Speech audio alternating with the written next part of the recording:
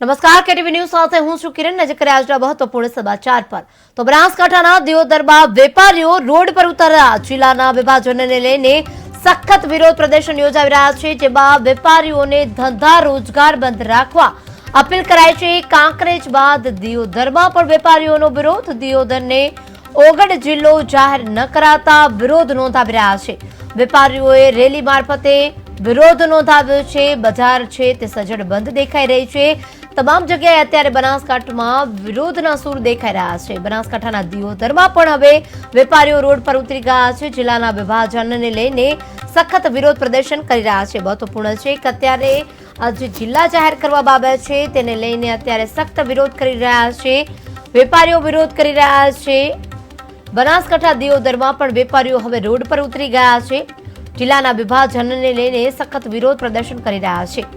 વેપારીઓને ધંધા રોજગાર બંધ રાખવા અપીલ કરવામાં આવી રહી છે। કાંકરેજ બાદ દિયોદરમાં પણ વેપારીઓનો વિરોધ મહત્વપૂર્ણ છે કે કાંકરેજમાં પણ વિરોધના શરૂ જોવા મળી રહ્યા છે। ત્યાં પણ વિરોધ છે, ત્યાં પણ બજારો સજ્જડ બંધ છે। ત્યારબાદ વાત કરી દિયોદરની, ત્યાં પણ અત્યારે વેપારીઓ છે તે રસ્તા પર આવી ગયા છે, વિરોધના સૂર લગાવી રહ્યા છે। સરકારે જે નિર્ણય કર્યો છે તેની સામે વિરોધ નોંધાવી રહ્યા છે।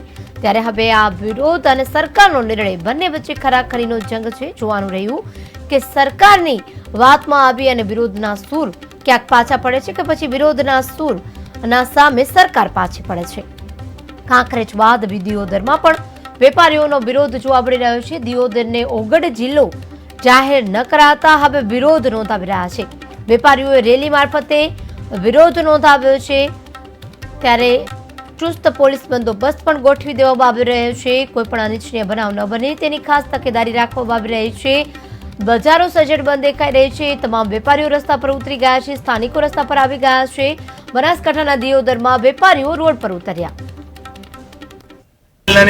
જ્યારે વિભાજનની કાલે કેબિનેટે જાહેરાત કરી આપણે દિયોદર મધ્યમાં આવે છે એવું 2018ની અંદર પણ આપણે નવીન જિલ્લા માટે દિયોદર ઓગળ જિલ્લો બને એવી માંગણી કરેલી અને ભારતીય જનતા પાર્ટીનો શિસ્ત નેતૃત્વએ પણ અહીંયા જાહેરની અંદર એવું કીધેલું કે ઓગળ જિલ્લો બનશે। હવે આ વિસ્તાર એક મિડલની અંદર આવે છે। અહીંથી ભાભર 17 કિલોમીટર છે, અહીંથી થરા શિવરી 17-18 કિલોમીટર છે, અહીંથી થરાદ પણ 40-50 કિલોમીટર છે। થરાદ એ બોર્ડરનો એરિયા છે।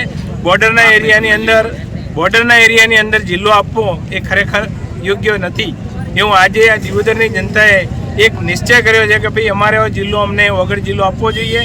આજે ગાંધીનગરનું રાજ્ય કક્ષાનું કોઈ કામ હોય તો અહીંનો ખેડૂત કે અહીંના વેપારી વર્ગ કે અહીંના થરાદ જાય અને થરાદથી પાછો એને ગાંધીનગર જવું પડે। આ એક ડબલ અંતર એને કાપવું પડે।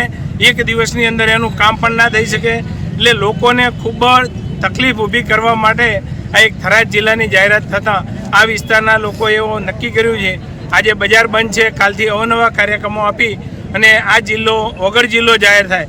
થરાદ જિલ્લા સામે અમને કોઈ વાંધો નથી, પણ આ વિસ્તારની પબ્લિકને જે પડી રહેલી તકલીફ એ મહત્વની વસ્તુ છે અને આ માટે પુનઃ વિચાર કરી અને ઓગળ જિલ્લો જાહેર થાય એવી આખા વિસ્તારના લોકોની એકમાત્ર માગણી છે કે ઓગળ જિલ્લો જાહેર થાય એવું બધા જ ઈચ્છી રહ્યા છે અને એના લીધે આજે દિયોદર ગામ સંપૂર્ણપણે બંધ છે અને આવતીકાલથી અવનવા કાર્યક્રમો ઓગળ જિલ્લા સમિતિ જાહેર કરશે।